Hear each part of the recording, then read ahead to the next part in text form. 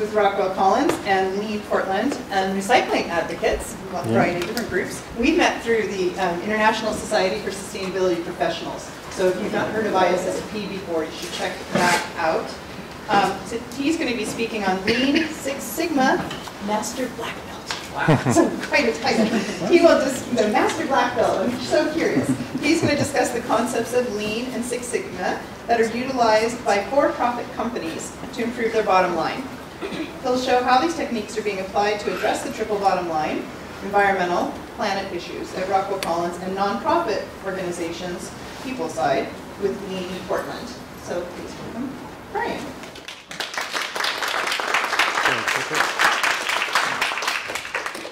First, I want to start off with Rockwell Collins, because a lot of you may not have heard of them. They're a company based out of Iowa, but we have a location down in Wilsonville. And so I've been with Rockwell for 18 years, and with the Wilsonville facility for the last 3 to 4 years.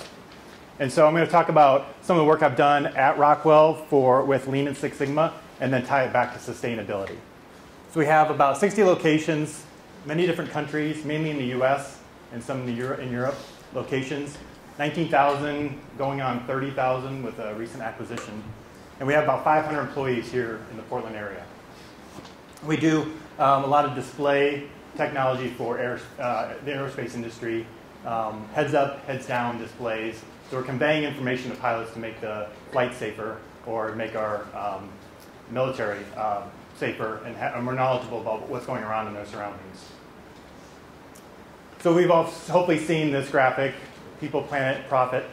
So first of all, a lot of companies go down this path of process improvement as a way to address profit issues, to make their company more profitable, to reach their customers and improve what they're doing, and obviously grow their company. So I want to talk about some of the incentives. So first off, how many of you have heard of the term Lean or Toyota Production Systems? Okay, quite a few. Good. For the rest of you, let's kind of run through some key bullets.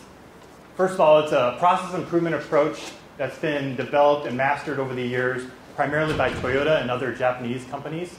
And they've taken a lot of concepts that were developed in the US from early 1930s and 1940s and really taken it to the next level.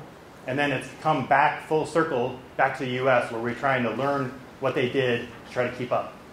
It's about eliminating waste and inefficiencies in processes. And so it started off as a manufacturing, but now it's moved into office processes, and how we do any type of business has inefficiencies and waste. And so it's teaching people how to see the waste. And then the better approach is, now what do I do with that free time? How do I add more value to my customers, my stakeholders, my community? And so those concepts are very generic and work really well. And it's not about making people work harder and faster. It's about doing the work smarter.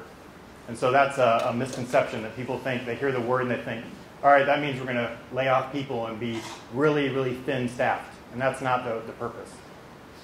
So the goal is to shorten the time from when your customer or someone is coming to your organization and wants help. How long does it take you to give that help to them, whether it's a product or service that you provide? So shortening that time down is a lot of the focus. And it's easy. A lot of the concepts are very easy to learn. Some of them are very intuitive. Some are not as intuitive. But it can be applied, like I said, in any organization. And Rockwell started down in about 1998 with this program. How about the term Six Sigma? Has anyone heard of that term before? A few of you. Okay, about the same. So that also evolved from US companies and made its way over to Japan, and especially through Dr. Deming, who had a willing audience, and they really embraced a lot of those techniques. And a lot of it was focused around the total quality management techniques and improvements. I mentioned my formal title is Master Black Belt, but it has nothing to do with martial arts. It is a methodology that Six Sigma program took from the martial arts with the belt system. And so we have green belts and black belts and master black belts. So that's where that comes from. GE, back in the 90s, took it kind of to another level. So it started in Motorola in the mid-1980s, and then it's been evolving over the years with different companies. So it's been large corporations that have taken this on as a way, again, to improve their profits and save money. And it's ideal for addressing large, recurring, complex issues because there's a lot of statistics and data analysis that's involved with that.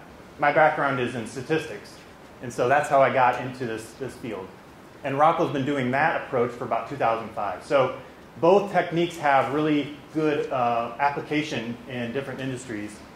And so depending on the type of problem and issue, some work better than others. So a lot of companies have some kind of improvement program like that. On the planet side, what I've been trying to do is figure out how can I help make my company more sustainable. And so the things we do, and we manufacture products, that has an environmental impact. And so can we do things to reduce that? So one of the projects we worked on was to look at a flow of material. And one of the issues we had is we have a lot of carts because our products are fairly large in size. And they're in the way, and they take up space. And it's hard to tell which ones we should be working on next. And so through some lean activity, we were able to get more organized and reduce the number of carts that we needed in the facility. The nice thing was we had to go and replace the carts due to some ESD issues. And so we were scheduled to order 54 carts to replace all those. Well, after our improvement activities, we only need to order 30, which is still quite a bit, but we were able to save the manufacturing and purchasing of 24 of those carts. And they're about $500 a piece. So it helped the profit side, but we saved all that material from being consumed and used and at all as well. So doing some of the improvements leads to environmental improvements directly. We also did some projects where we were focused directly on saving energy. And so that was the whole purpose of the goal. We spend a lot of money in our utilities. So tying it back to the profit, but the focus around this is how do we reduce our environmental impact. So we did some modeling with our electricity data, doing a regression model, and we figured out some ways that we were, where the contribution of our energy use is going. And it really identified a lot of our usage was overnight and on the weekends. The amount of energy we were using was still really, really high from what you would think when we don't have people working there. So we evaluated and got into our heating and cooling system and found some inefficiencies on, basically we were keeping the space heated and cooled like everyone was there 24/7. So we did some things with badge swipes to figure out when people were coming in and out of the building. And then we did a setback program. And the nice thing is we were able to install these buttons on the wall that said if you come in at odd times and you want that heating and cooling at the right level, then you can press that button. You get 2 hours where it'll come back to the level that it's normally set to. But if not, it's going to set back to a hotter temperature in the summer and a colder temperature in the winter. And that saved about $300,000. And then the amount of kilowatt hours that we saved with that was pretty big too. So that covers some of the activities we've been doing at work. Now the third piece around the people side, we had a lot of people in the Portland area who have the same background as me. And the last couple of years we've kind of been getting organized through a group called Lean Portland. And so that group is people from OHSU, Nike, Intel, who want to volunteer their time and help nonprofits become more efficient. They're limited on resources and people, so how do we help them with the knowledge we have trying to save corporations money and be more efficient? How do we bring that to nonprofits?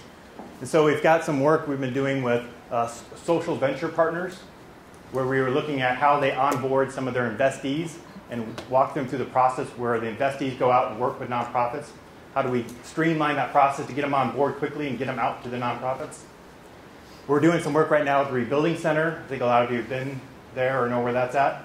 We're trying to get organized in the lumber yard. We're trying to figure out how to streamline the checkout process. So again, we can get the materials from the construction sites into the building and out and sold right away. And so we're looking at that as efficiencies. If they can get more material through there, they can raise their profits, and then they can go out and do more in the community. And then we're also looking with Oregon Entrepreneurs Network, looking at how they bring on sponsors for their nonprofit and trying to streamline and take out waste and inefficiencies in that process. So that's been really rewarding work we've been doing. So the bottom line is Lean and Six Sigma are great approaches to improve your sustainability efforts within an organization. And it's a win-win for not only the bottom line of a company or organization, but we can also use these techniques to help on the people side with social change and nonprofits in the area, and with the environment at the organizations or on environmental issues in our communities. That's my contact information. If you have any questions, I'll be around today.